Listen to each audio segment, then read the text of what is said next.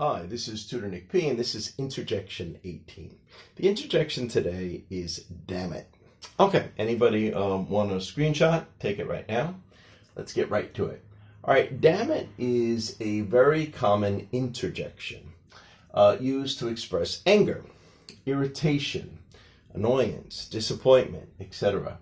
One needs to be careful because damn it, although not the worst of words. Yeah, it's not as bad as the F word or some other serious sort of curse words. It is still considered to be mildly vulgar, although it is very, very common. You hear it everywhere. You see it in movies. You see people say it all the time. But I really don't encourage you to use it, just in case you do use it and somebody does take offense to it.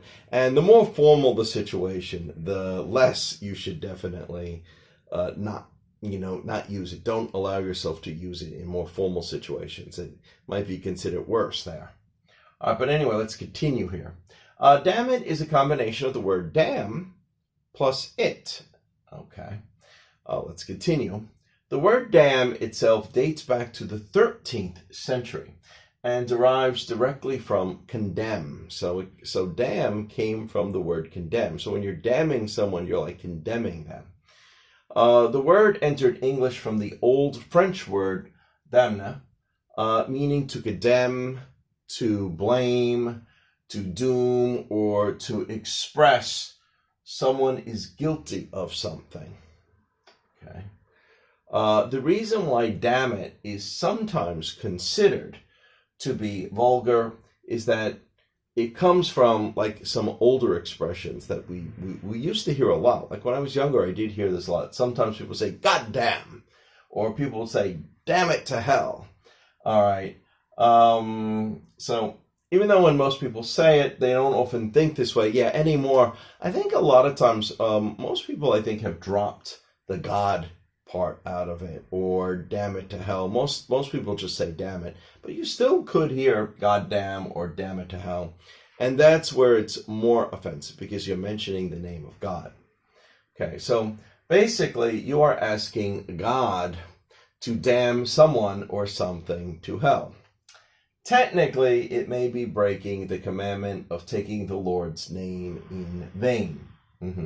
So that's why, especially the more religious a person is, the more they may not like it, because you're using God's name in a way that's, one, not respectful, or two, in a way that is of not serious consequence, and they don't like that. So that's basically what it means.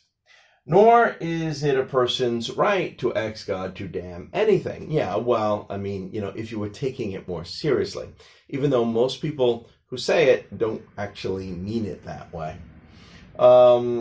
This is why some religious people take offense.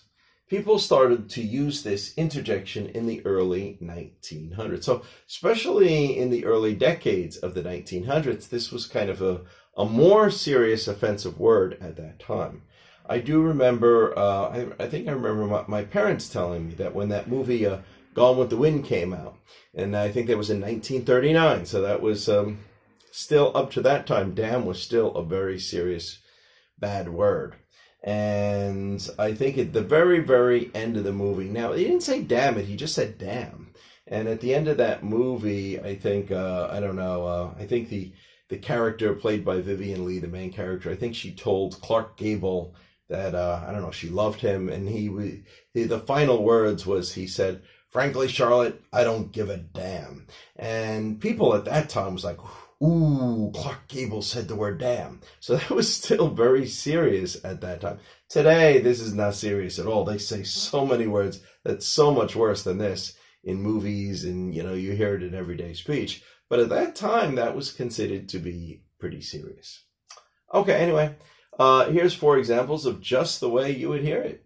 You often hear somebody say, damn it, I was trying to fix this and I think I broke it. Or number 2 here, damn it, look at this traffic, we are going to be late. Yeah, you hear people say this all the time. Or number 3 here, damn it, I told you to stop making so much noise in here. This is exactly the way you hear it. Damn it, I found out I failed that test. Maybe you thought you were going to pass it, and then, you got the bad news that you actually failed.